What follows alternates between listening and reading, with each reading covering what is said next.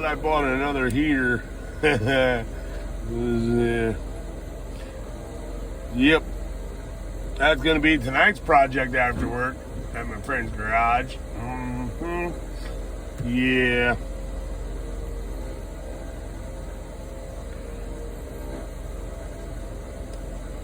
That thing used to be so quiet when it was new.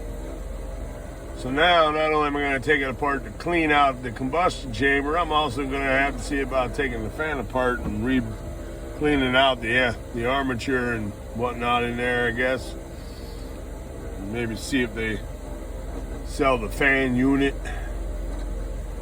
And then get another one and have that way I can rebuild it and have that as a backup spare. But every now and then that thing makes some real grindy noises and squealy noises, and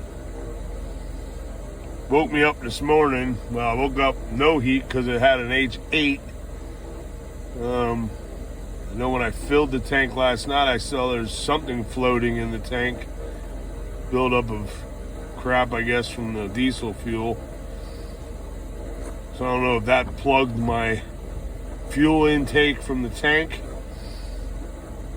or what, but then I primed it, fired it back up, and then that's when all hell broke loose with the fan making noises, and I tap on the back of the unit, and it's like the blunt force is pushing the fan armature front, so things aren't rubbing or doing whatever. I don't know. Video I saw on YouTube, they say that the fan kind of works back and starts rubbing against the fan rubs against the mounting surface area or whatever, but I didn't really feel any kind of major, not a lot, like trying to move when I had it apart to do the glow plug. I looked at that and I didn't see what the guy was talking about in the video, or I didn't see the issue that he was having. But yeah, now the way that thing is not supposed to be.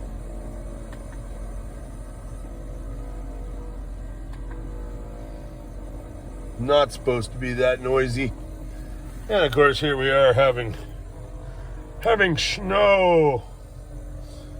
It was just starting to sleet, but now it's back to all snow again. I guess the changeover it can't make up its mind what it wants to do. But yeah.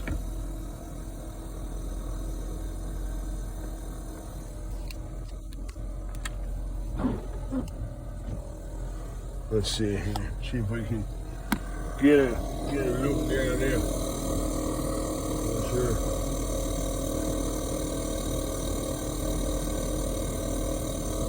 Yeah, that shouldn't be that noisy. Not at all. So looks like I know what I'll be doing tonight. At least I can still pull the front half of the van in my friend's garage because, well, the cargo roof carrier keeps me from being able to fit the whole van in. But at least I can still fit the back half. So that means I'll be able to have this inside. And then I'll just have to put some fuel in the torpedo heater, and that way when I'm laying under the van on the creeper,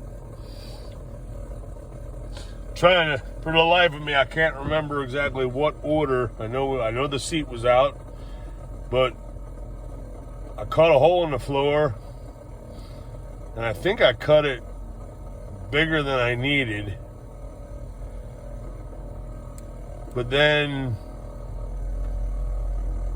cut out a piece of sheet metal. I don't remember. I'm thinking I cut out a piece of sheet metal, cut the holes out, everything for the heater unit. But I can't remember for the life of me if I mounted the sheet metal, everything that's sealed down to the floor, if I did that first and then put the heater on, or if I had the heater already attached to that with the exhaust and the air intake. Because I think I'm recollecting that from underneath I'm gonna have quite a time getting to undo the clamps for the exhaust and the air intake. But I'm not gonna undo underneath the floor, underneath the seat. I'm not destroying that sealant because I don't have time or money to go buy more lap sealant, nor is it technically warm enough. I'm not even about to try to apply new lap sealant, self-leveling lap sealant. So this should be a fun venture tonight after work. Oh yeah. Should have just called off to do it. Should have just taken the day off and then went and got my heater and went and did it today. But no, I'm the good employee that shows up for work. Yeah. So, but that, folks, just so you know,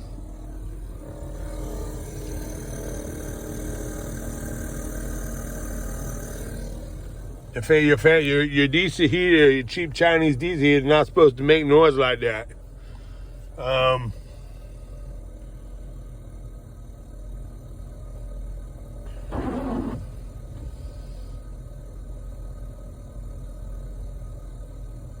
Knowing you got to replace your heater, you don't have to have a noisy fan on your heater, but it helps. It helps to know that you got to clean that and take it apart or rebuild it or replace it. But actually, in all seriousness, I truly cannot complain about this Chinese diesel heater. It's listed as advertised as an 8 kilowatt. I've had people arguing with me over and over and over that it's not an 8 kilowatt, it's not possible by the numbers and the physics, it can't make 8 kilowatts of heat, which I don't even give a damn about that shit. But for it's advertised as an 8 kilowatt. With it on low setting, it roasts me out of this van. It makes it to where I have to open my exhaust, my max air roof vent fan and blow cold air in, because I can get it up to like 75, 76 degrees on the lowest setting. This morning was today or yesterday was one of those days, but those cheap Chinese diesel heaters, a lot of people complain about them. They get faulty bad ones. They put them in, they don't work, blah, blah, blah, blah, blah. Me, I had no issues with mine until just recently, which I think I partly was probably to blame and the cause for the glow plug going out, because I went to start the unit and it was glow plug mode to heat up the glow plug. And then I realized, oh shit, I want to do something else. And I turned off the heater, and I think turning it off in the middle of the glow plug coming up, I think was probably not a good thing for it, because that's when I got the glow plug error after that. So other than, I think I caused that to be honest. And now the noisy fan, other than that, I have not had any major issues with this thing. It works wonderful. And I'm not getting sponsored by these people because, well, I think they change their company names every 3 months because of issues with some of the heaters. But mine, I have had no problem whatsoever until now. And it's not even really a problem, because that's like, almost a winter and a half, out of all the use and the heat that thing's produced for me. I'm not complaining, because for $159, now I got a whole nother complete kit sitting in my storage, fuel tank, heater, all the components.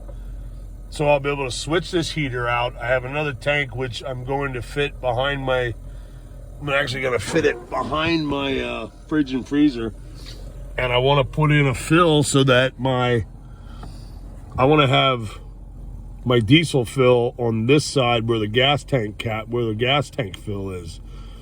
Then I can pull up to one of those pumps that has diesel and gas, and then I can just do both transactions without having to move the van.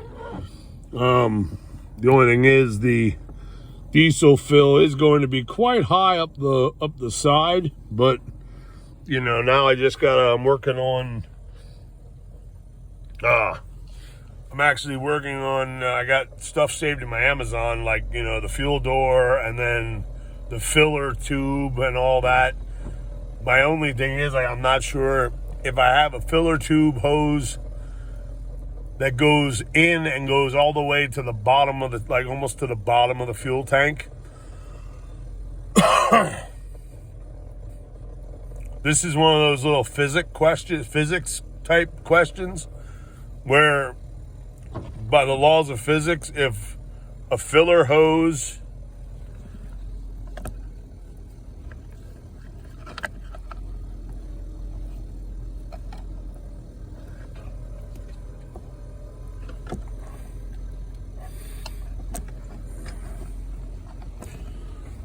I'm curious. Well, let's see. I'll use this as an example. So here's your filler hose. The filler hose goes almost all the way to the bottom of the tank. This comes out. Now, if I put a nozzle in there with diesel and I it goes in, and now this should fill. This fills up, but because it's not completely sealed off and under pressure, it's using gravity. For the size of the 2.6, the 10 liter, 2.6 gallon tank, will it fill all the way? Will it continue to fill all the way to the top? Or will it get to a certain point where the pressure pushes the fuel back up the filler neck and then push it out? That's a physics question I got to look up and figure out for my I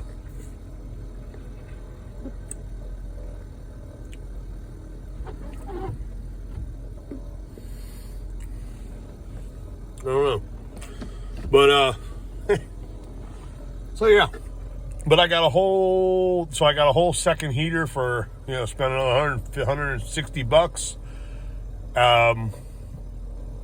It comes with another fuel pump, so I have a spare fuel pump now in case this fuel pump takes a dump. I also ordered another, I got the glow plug rebuild kit so I can tear this one apart, and if I end up rebuilding this one, cleaning it, rebuilding it, and then I'll have a spare heater. And then I can always order another glow plug, so I have another spare on hand. But yeah, all in all, I can't complain. You know, this heater has done me well. Other than being a little noisy right now, and this morning it was really, really noisy. But it's done this off and on a few times where it goes from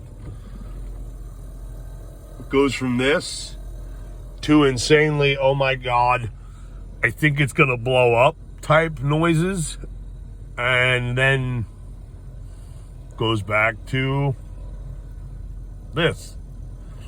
So but I guess it is time. I'm gonna have to replace that tonight. I'm gonna have to change it out. I don't have an option for that, because the noises it was making earlier today were the worst ever, and I'm not taking a chance of I'm not even gonna let this thing run now while I'm at work, because I don't want that fan motor causing a fire and then burning down my home. So yeah.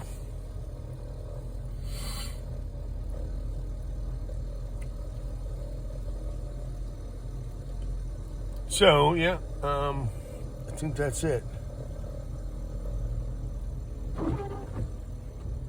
As the snow continues as the snow continues to come down. Down, snow, down. Uh-oh. I hear a choo-choo.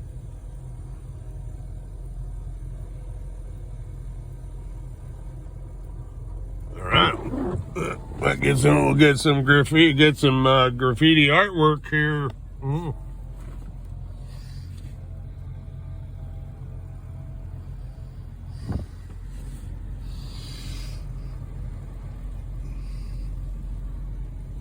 It's not coming from that way. I'm gonna guess it's coming from this way.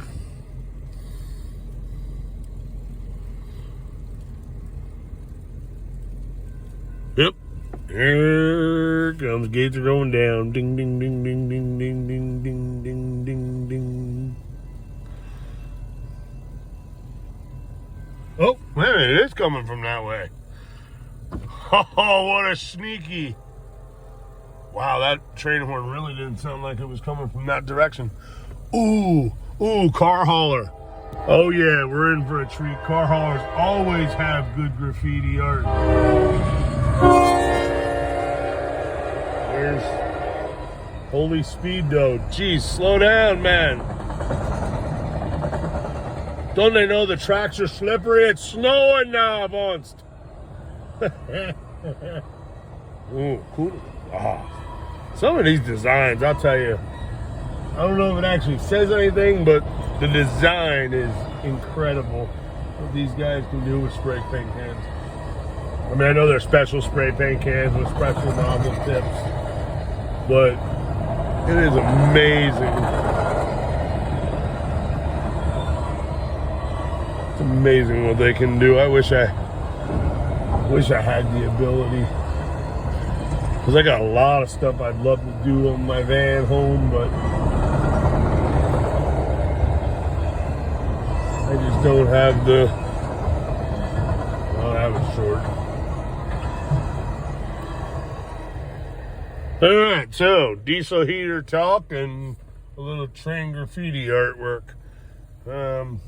This stuff is the best. That's the best train to get some of the best graffiti is the car haulers.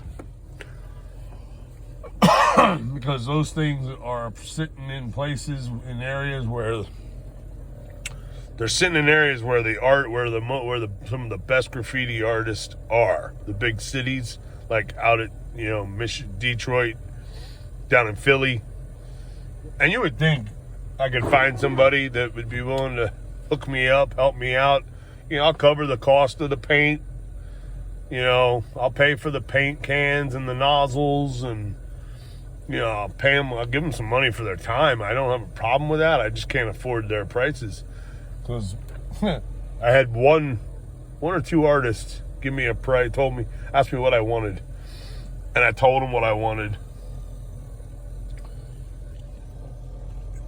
and then they replied back to me, well, that one thing that that you want, that's at least $5,000.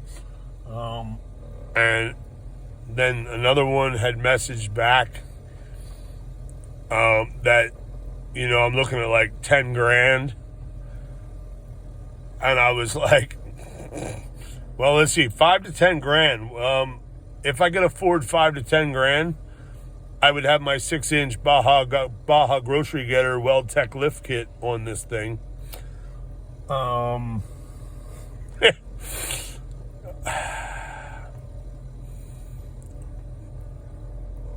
If I could have afforded 5 to 10 grand, I would have a much different build in my van home. I wouldn't have, if I could afford 5 to 10 grand in putting into this thing for Purdy factor, I could have bought an Aluminess ladder instead of making my own out of square tube steel.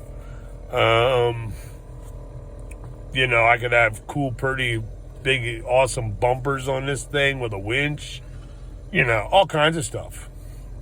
But, yeah. Some of us are in van life because life handed us lemons and we've made some lemonade, but we're lacking the amount of sugar to make it perfect. But we're still drinking the lemonade though, you know. So, you know. But then again, I'm perfectly content enjoying my van life.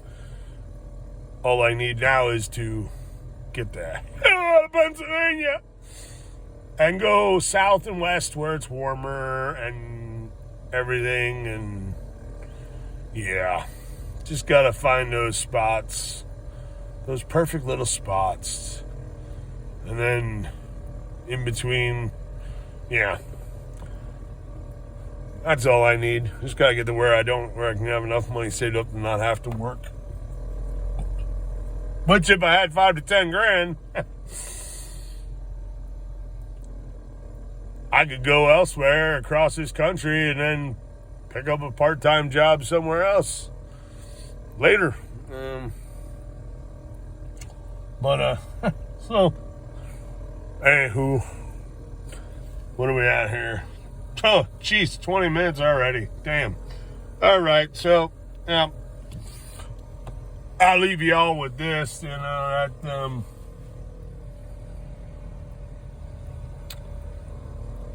and then, catch you on the next one, maybe, you know, I guess. Yeah. So y'all have a great freaking awesome day, okay? Maybe. I mean, I guess most people will. You're either done working or almost done working. Me, I still got to work 8 hours of hell.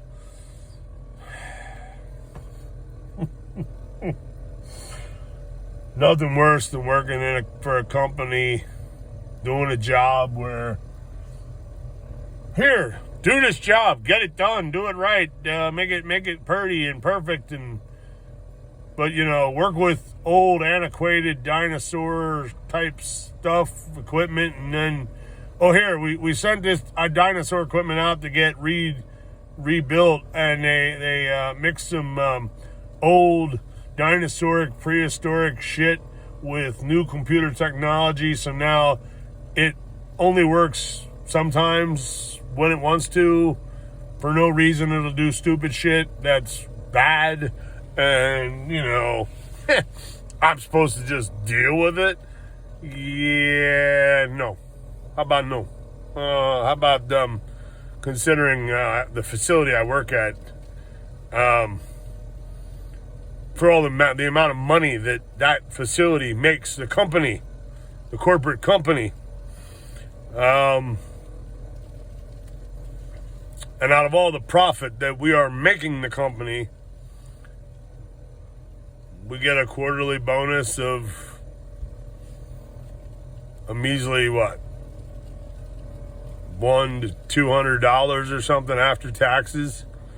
And yet we can't have new equipment that would work perfectly, so that way it's more efficient, less stressful, you know. Oh damn it, there goes my common sense thinking again.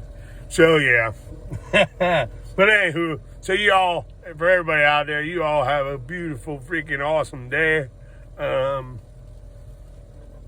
Me, I'm gonna do my best and then just try to get through to midnight so I can go to my storage, get my heater, go to the garage,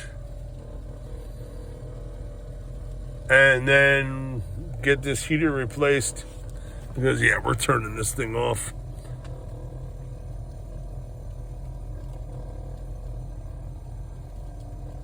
Did that work? I'm not sure. Yep, okay, off. I'm not leaving that run. I'm not burning down my home because that fan goes kaput completely, which I have a feeling is going to happen. So, yeah. So, on that note, remember, forever love, not hate. Be kind. Kind to yourself. Be kind to others. Do what's best for you, because I do what's best for me.